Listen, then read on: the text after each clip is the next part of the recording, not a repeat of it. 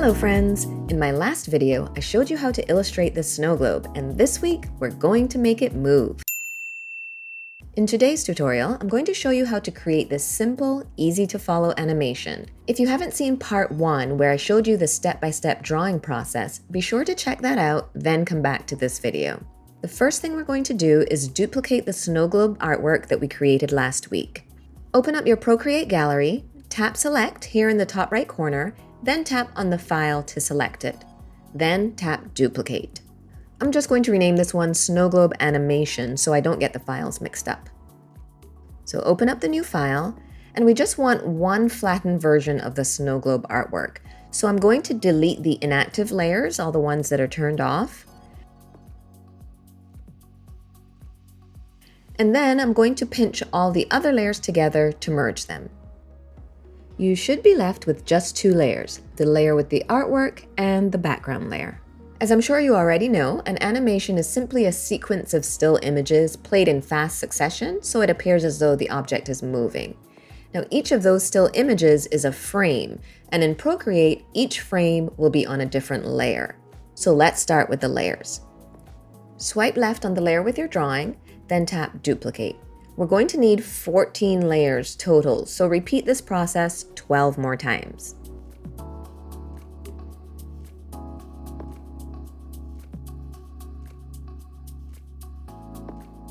I find it very helpful to number the layers when I'm creating an animation, so it's easier to identify where I am in the sequence. There will be two movements in this animation. The first is when the snow globe shakes, and then the second movement is when the snow falls.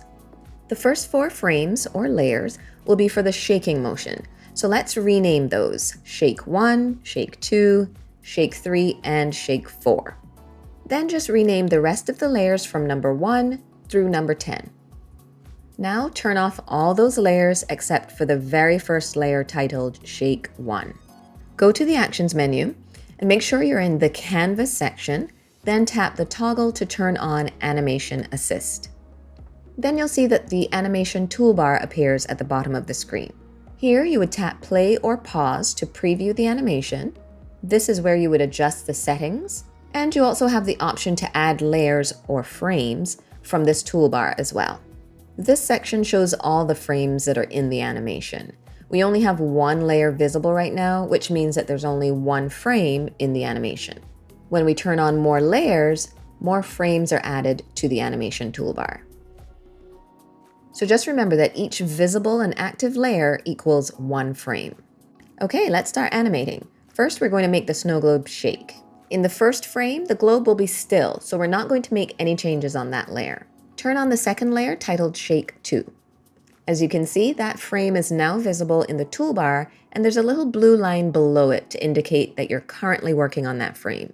Just like the layer is highlighted in blue so that you know that that's the current layer you're working on.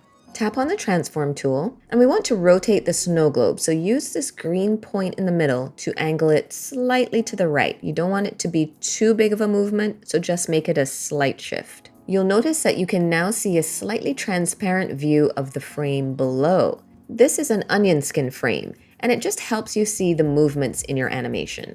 If you go to Settings in the Animation toolbar, you can change the onion skin opacity to your preference. Now turn on the third layer, Shake 3. As you can see, when I select this layer, it becomes the active frame, and now frame 2 we just worked on is now the onion skin frame. Now we're going to tilt the snow globe to the left. Tap on the Transform tool, then move the image. Again, you don't want too big of a jump, so just tilt it to the left slightly. Like frame 1, frame 4, the Shake 4 layer, will remain still. So we're just going to turn that one on, but we're not going to make any changes. Now let's test the shaking motion. Go to the animation toolbar and press play. As you can see, it's moving way too fast, so let's adjust the settings. If you select loop, the entire animation will play continuously on a loop. If you select ping pong, the animation will play forwards and then backwards. And one shot means that the animation will play once and then stop. We're going to keep ours on loop. Frames per second is how you adjust the speed of the replay. The default setting is usually 15 frames per second, but as you just saw, that was way too fast. I'm going to drop that down to 8 frames per second. That's still a little fast, so I'm going to go down to 7.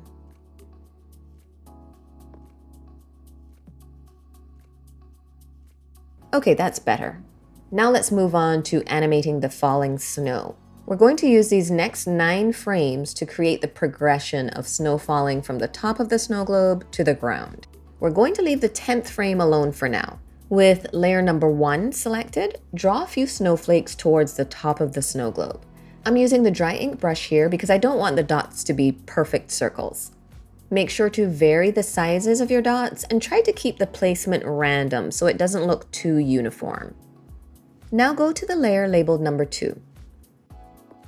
Since we want the snow to fall downwards, the snowflakes on this frame will need to be a little lower down than on the previous frame. Use the onion skin to help you determine where the next set of snowflakes should be drawn. Keep in mind that for the animation to run smoothly, you want the steps to be gradual, so you don't want to make a big jump from one frame to the next. The new snowflakes don't have to be exactly below each of the previous flakes. Keep the placement random, but just make sure that they're a little lower down than the last set. Go ahead and test the animation by hitting play in the toolbar, just to make sure that it's coming together the way you want it to. I think that's looking good so far, so let's keep going. Turn on and highlight the number 3 frame. Before we start drawing on this layer, let's adjust the onion skin settings.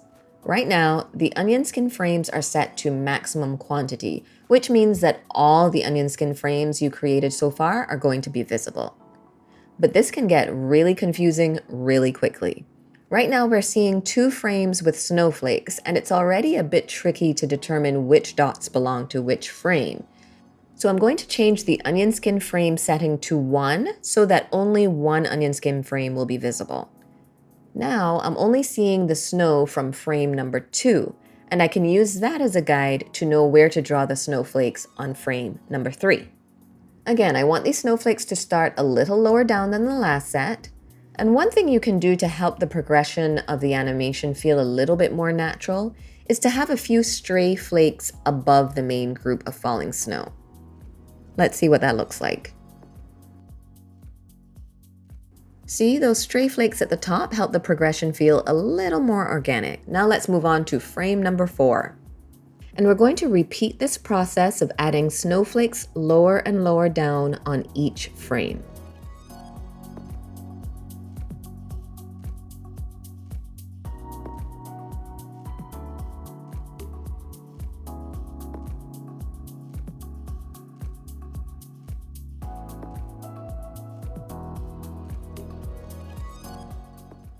Remember to press play occasionally to see how everything is progressing.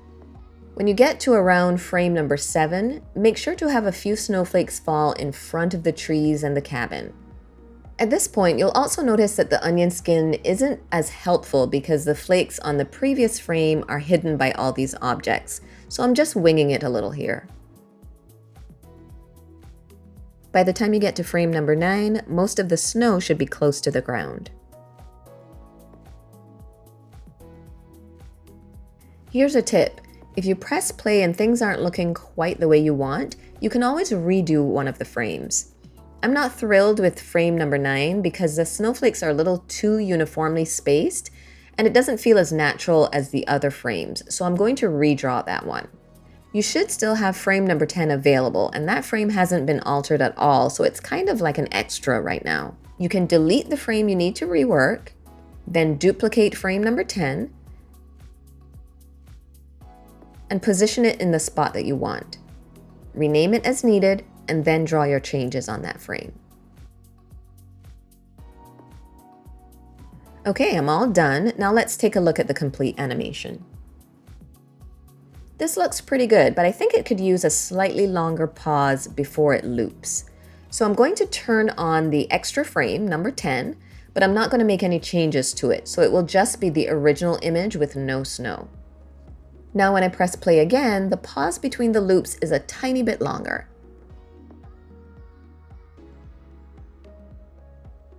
If I wanted to create an even longer pause, I just add more of the number 10 frames. Here's what it looks like if I include 4 of those number 10 frames with no snow.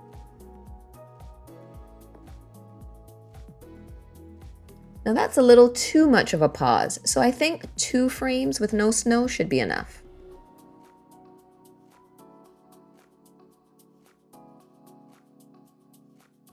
I think that's the one. When you're done, you can go to the Actions menu, tap Share, and export your animation.